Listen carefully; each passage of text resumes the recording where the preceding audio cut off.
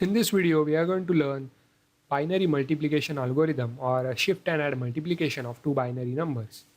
Let's consider an example of two 4-bit numbers to understand this algorithm.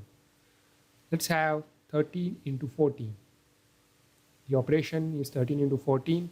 Here the multiplicand is 13 or 1101.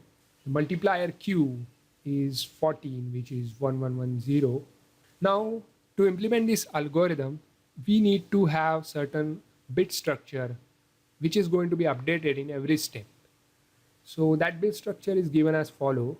We have this carry term, then we have accumulator, and then we have q. Let's see how this bit structure is.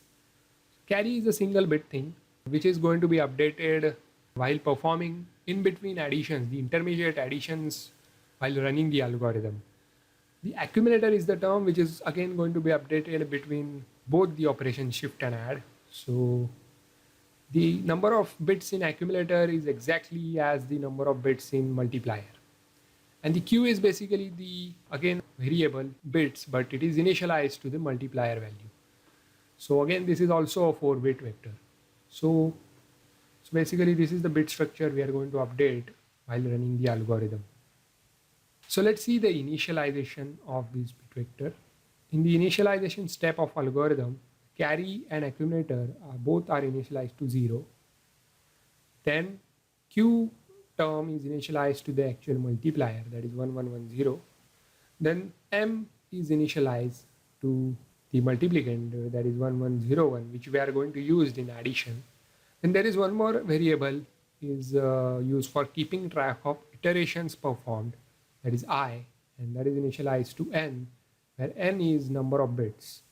So number of bits in the multiplier, q. Okay. Now let's see how this algorithm works and also try to understand its flowchart. Okay, now you can see the flowchart of the binary multiplication at the left hand side. We will work out through the example we are working, and we will see how this algorithm is executed. We had multiplicand is equal to 13, that is 1101.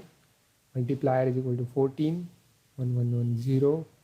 And now let's initialize. Let's go through the algorithm. Let's start. Then after we had an initialization step. So in initialization, we know the bit structure that we want to use. We're going to initialize it. We had C, that is carry, accumulator, and Q, which we want to initialize. Initialization, we initialize carry and accumulator to zeros. Then we initialize Q to the multiplier value 1110. Now iteration 1. After initialization, we come into the loop and we check whether Q0 is equal to 0 or not. So here Q0 equal to 0. So the answer is yes. So we skip the addition part. We don't do the addition and we straight away go for the shifting. While shifting, you have to take care that you shift the entire bit structure as a whole. So CAQ combined this bit sequence, we have to shift to the right. And the leftmost part, we have to add 0. And then this is the shifted part 0, 0, 0, 0, 1, 1, 1. So we have completed our first iteration. Now again we come back to the second iteration. We check Q0 is equal to 1.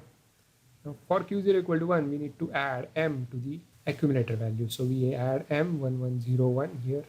So we get 1101. And this remains same.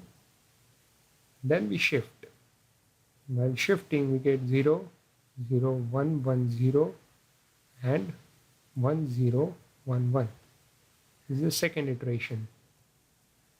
In third iteration, again we check the Q0, it is 1. So we add m to the A again, 1101, add m. We get 1100, 0, and we get carry 1 here.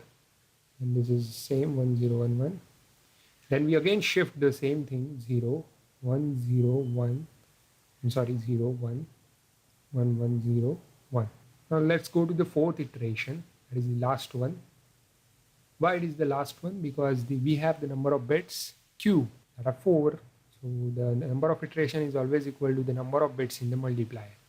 And that is taken care by this I variable. It keeps on decreasing from 4, 3 to 1. and it ends the loop when it is required. So, okay, so we are in the fourth loop here. We check again Q0. The Q0 is 1.